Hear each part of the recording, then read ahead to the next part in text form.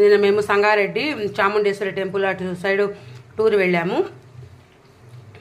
మన వనభోజనాల కోసం, వనభోజనాలలాగా కార్తీక మాసం లాస్ట్ డే అని చెప్పేసి వెళ్ళామన్నమాట. మా బాబులు తీసుకెళ్ళారు.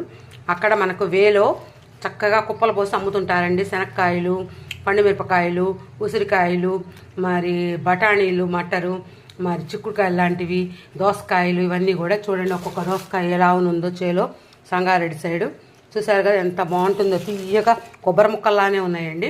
అయితే నేను పండుమిరపకాయలు తీసుకొచ్చాను. కొత్త పచ్చడి కదండి, అందరికీ రుచి చూపించాలి, వ్యూవర్స్ అందరికీ అని చెప్పేసి అని. ఇదిగో చూడండి, పండుమిరపకాయలు తొడాలు తీయకుండానే కడుక్కోవాలండి. తొడాలు తీస్తే దానిలో వాటర్ పోయి మళ్ళీ పచ్చడి నిలవ ఉండదు.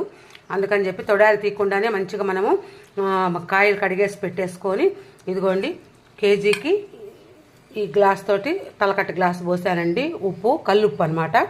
కల్లుప్పు పోసాను. పోసేసి ఇదిగోండి